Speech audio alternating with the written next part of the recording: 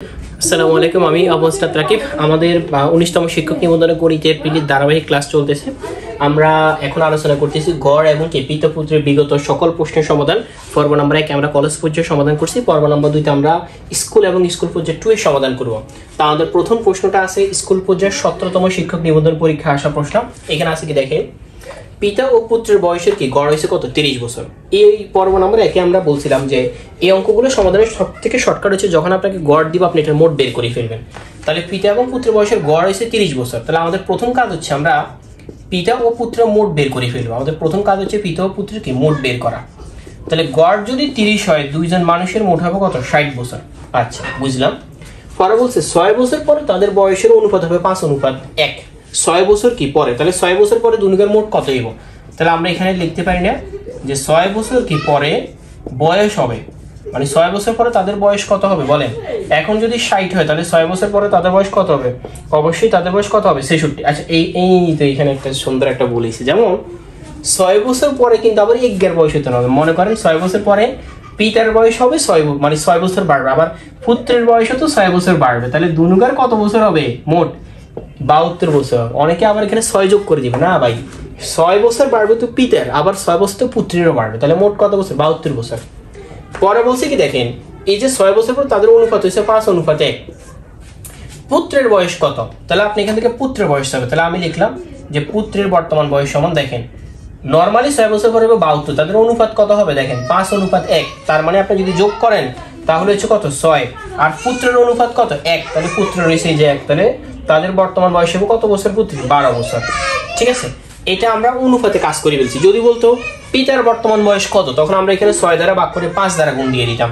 আশা করি বিষয়টা বুঝতে পারছি। এবার আমরা 2 নম্বর ম্যাথটাকে সমাধান করব। 2 নম্বর ম্যাথটা আসছে আমাদের এখানে 16তম শিক্ষক নিবন্ধন পরীক্ষায় স্কুল পর্যায়ে অধ্যায় থেকে অঙ্ক আসেই এই চ্যাপ্টারটা থেকে। তাহলে এখানে আছে কি দেখেন, 6টি কাঠির গড় দৈর্ঘ্য হচ্ছে কত? 42.2 এবং 5টির গড় হয়েছে কত? 46। তাহলে ষষ্ঠ কাঠির কত? এটা তো সহজ। 6টা কাঠির গড় হয়েছে কত? 44.2। এটা আপনি 6টা কাঠির মোট বের করে ফেলেন।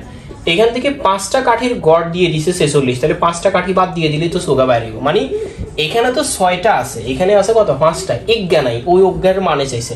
তাহলে আপনার 6টার মান থেকে যদি একটার মান, মানে 5টা মান যদি বিয়োগ দিয়ে দেন, তাহলে তো আপনি ষষ্ঠ কাঠির দৈর্ঘ্য পাবেন। ঠিক আছে, এই নিয়মের একটা অঙ্ক আমরা কলেজ পর্যায়ে করছিলাম। তাহলে মনে করেন এখানে 265.2 আসবে, এটা গুণ দিয়ে দিবেন আর কি। মাইনাস হচ্ছে এখানে যদি আমরা গুণ দিই তাহলে 230 আসবে, এটা আপনারা গুণ দিলে পারবেন। এই যে 35.2, মানে 6 নাম্বার কার মান হচ্ছে 35.2। না বুঝলে আমি বুঝাই দিচ্ছি, মানে এই যে 65.2 এর ভিতরে কোগে আছে, সোগে, মানে মনে করেন 1 2 3 4 5 6 সোগে আছে। এখন এই যে 230 দেখতে পাচ্ছেন, এর ভিতরে কোগা বলছে 5 গে, মানে ইগা নাই। তার মানে আপনি 6টা থেকে যখন এই 5টার অংশ বিয়োগ দিয়ে দিবেন, এই সোগা থেকে যখন 5 গা বাদ দিয়ে দিবেন, তখন তো আপনি 6 নাম্বার কার মান পাবেন। এই যে এটা হচ্ছে 6 নাম্বারটার মান। এবার আমরা 3 নম্বর ম্যাথটাকে সমাধান করব। 3 নম্বর ম্যাথটা আমাদের 13তম শিক্ষক নিবন্ধন পরীক্ষা আসছে।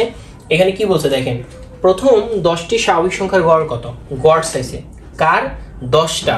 যখন এরকম প্রথম 10টা স্বাভাবিক সংখ্যার গড় চাইব, তার মানে বুঝবেন আপনি এখানে এই 1-এর সাথে আপনার যতগুলো স্বাভাবিক সংখ্যার গড় চাইব ওইটা যোগ দিবেন, এটাকে 2 দ্বারা ভাগ করুন, গড় বাইরে যাবো।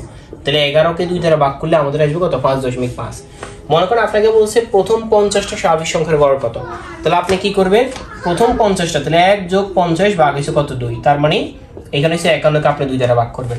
মনে করেন আপনার কাছে চাইছে প্রথম 20টা স্বাভাবিক সংখ্যার গড় কত, আপনি কি করবেন? 1 যোগ 20 নিচে হচ্ছে কত? 2। এই এখন প্রথম 10টি স্বাভাবিক সংখ্যা, প্রথম 10টা মানে কি বুঝেন? এটা মানে এটা যে 1 যোগ 2 যোগ 3 যোগ 4 যোগ 5 যোগ 6 যোগ 7 যোগ 8 যোগ 9 যোগ কত? 10। এই সংখ্যাগুলোকে যোগ করে আপনার যখন 10 দ্বারা যখন ভাগ করবেন, তখন আপনার 5 দশমিক কি আসবে?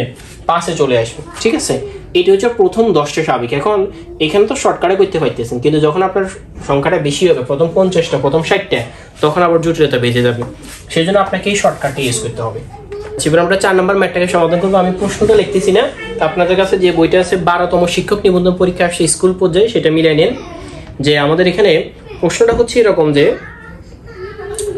প্রথম ও দ্বিতীয় সংখ্যার কি গড় হয়েছে কত? 25। প্রথম 2টা সংখ্যার গড় দিছে তারা 25। দেখেন, তাহলে আমরা প্রথম 2টা সংখ্যার যদি মোট যদি বের করি, 25 × 2 তার মানে 50। পরবর্তী বলছে প্রথম দ্বিতীয় এবং তৃতীয় সংখ্যার গড় হয়েছে 30।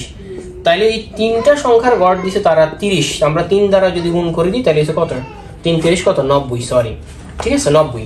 তাহলে এবার তারা প্রশ্ন করছে তৃতীয় সংখ্যাটা কত, 100% তৃতীয় সংখ্যাটা 40 হবে। এই নিয়মে তো 3-4টা অঙ্ক করা হয়েছে।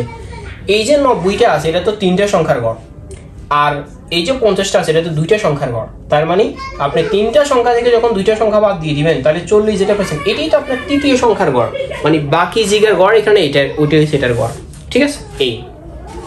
এরপর আসেন 5 নাম্বারটা করাই দিচ্ছি। এই 5 নাম্বারটা আমি প্রশ্নটা লিখতেছি না, আপনারা মিলিয়ে নিন। 5 নাম্বার প্রশ্নটা আসছে দশম নিবন্ধন পরীক্ষাতে। প্রশ্নটা হচ্ছে অনেকটা এরকম আর কি, যে 5 এই 0 5 এবং কি 7-এর গড় কত, এটার কি চাইছে, এটার কি চাইছে, গড় চাইছে। এখন আসেন আমরা গড় বের করি। গড় মানে কি, এগুলো যোগ করতে হবে, যোগ করি সংখ্যা দ্বারা ভাগ করবে। এখন এই অঙ্কটা তারা কেন দিচ্ছে জানেন, অনেক স্টুডেন্ট আছে কইবো শূন্য তো কোনো সংখ্যা নাও, শূন্য কিন্তু একটা সংখ্যা, কইবো শূন্যের তো কোনো ভ্যালু নেই, কারণ এখানে আমি 2 দ্বারা ভাগ করো না। শূন্য যদি 2টাও থাকে আপনাকে ওই শূন্য 2টাকে কাউন্ট করতে হবে, ঠিক আছে। শূন্য যা থাকে আপনাকে কাউন্ট করতে হবে। তাহলে এখানে আমরা যদি 0 5 7 এগুলো আমরা যদি যোগ বিয়োগ করে আমাদের এখানে হবে 12কে আমরা যদি 3 দ্বারা ভাগ করি তাহলে হবে 3 4 12 6। এটা হচ্ছে আমাদের স্কুল পর্যায়ে। এখন আসেন স্কুল 2 পর্যায়ে যে ম্যাথগুলো আছে, আশা করি এগুলো আপনারা পারবেন সমাধান করতে। তো ওইগুলো আমি সমাধান করতেছি না, আমি আসলে স্কুল 2 পর্যায়ের কঠিন কোনো প্রশ্ন দেখতেছি না। যদি না পারেন সেটা হচ্ছে আমাকে হোয়াটসঅ্যাপ করলে অবশ্যই আমি এটা সমাধান করে দিব, অথবা আমাদের পেইড বেসে এগুলো সমাধান করা হবে, আপনারা বুঝে বুঝে এগুলো সমাধান করবেন। ম্যাথ এবং ইংলিশের এরকম ধারাবাহিক ক্লাস পাবেন ইউটিউবে ফ্রিতে, তবে সবগুলো টপিকের পাবেন না। সবগুলো টপিকের জন্য অবশ্যই আপনাকে পেইড কোর্সটা করতে হবে। পরীক্ষা থাকবে, আপনার মতো করে একদম সহজ করতেছি, ইন্ডিভিজুয়ালস একটা মানে প্রিপারেশন নিতে পারবেন ওইখান থেকে।